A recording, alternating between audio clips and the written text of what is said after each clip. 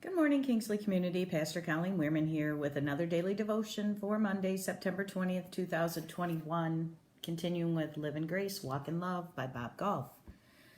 It is day 70 in the book that I'm following. It's entitled God didn't give you influence so you'd lead people better. He gave it so you'd love people more. Galatians 5:13, Paul writes, "You, my brothers and sisters, were called to be free, but do not use your freedom to indulge the flesh. Rather, serve one another humbly in love." So I'll read the title again. God didn't give you influence so you'd lead people better. He gave it to you so you'd love people more. Bob writes, "Have you ever wondered what it would look like if Jesus wrote a book on leadership?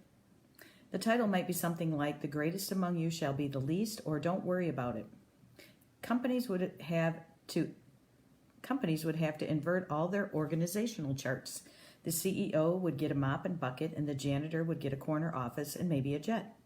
That's not the message you see in bookstores, though. There are books about how to be more influential, make more money, innovate more quickly, manage more effectively.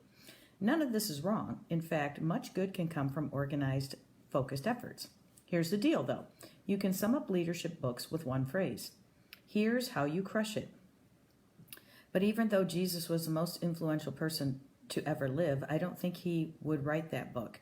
Here's why. God didn't give you influence so you'd lead people better. He gave you influence so you'd love people more. Jesus' model for leadership was more interested in laying our lives down for our friends than increasing the number of people who admire us from afar. Be famous with your family and friends. Leave the building of platforms to painters. Jesus was a carpenter who never cared about them. Any influence we'd been given isn't meant to increase the size of our audience. It's so we can welcome even more people into the experience of God's love. I'll read that again. For all of us pastors out there that think we need to fill the pews with butts. And especially some that like to steal sheep. Any influence we've been given isn't meant to increase the size of our audience. It's so we can welcome even more people into the experience of God's love. So that's not only church, that's organizational structures, that's businesses. How many of businesses do you work for that have that kind of organizational structure? One that the influence you've been given isn't meant to increase the size of the audience or even your power or your recognition. It's to welcome people more into the experience of God's love. The best leaders don't care whether they're in positions of power. They don't care about their stats on social media or the praise they receive from people who follow them. They love without distraction or distinction and find their reward in the celebration of love rather than by chasing the approval of others. Let me read that again. They love without distraction or distinction and find their reward in the celebration of love rather than by chasing the approval of others. So all you people pleasers out there, just make sure you're pleasing God. Of course, they want to encourage people. Of course we do, because they love big and they want that love to spread, but they're in it for others, not for their egos. If you find yourself in knots about whether you're leading people in the right direction, just look at whether you're the chief servant. If you're the big cheese, take a breath. Figure out how to become more downwardly mobile. Great leaders don't have time to think about themselves because they're too busy scheming ways to love other people and lift them up. Who can you do this for today? Blow their minds. Give them your office, maybe even your car. It sounds crazy right up until you do it. What kind of leader are you? Interesting.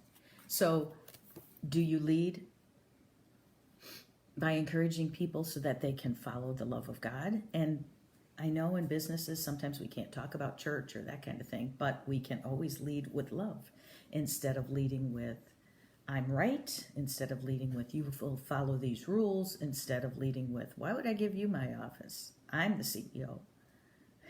I love that show. What is that? Where the CEO dresses up, imposter CEO. That's not the name of it.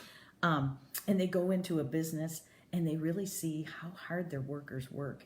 And then they hear some things about themselves and they have to still continue to pretend they're just one of the workers. And so they learn a lot. So when's the last time we thought about learning a lot from the people that are around us and learning to love and learning to be a servant leader? That's what Jesus's book would always sell. a servant leader. So even if you're not working and you're retired and you're in a family and you have kind of a leadership role, you're maybe the patriarch or the grandma or the grandpa, matriarch, look around. Are you leading with love? Do you want to make sure the family reunion continues because you want to love everyone at the family reunion? Or do you want to make sure the family reunion continues and you want as many people there as you can so you can say, we had 200 people at our family reunion. Yeah, but nobody felt any love. So how are you doing today with servant leadership? Everybody's a servant and everybody's a leader. If you have children, if you have grandchildren, if you have a family, if you're in a business, if you're in a church. So Jesus's motto for leading is always to be a servant leader first. So I hope that was helpful today. I will see you tomorrow. Have a good day.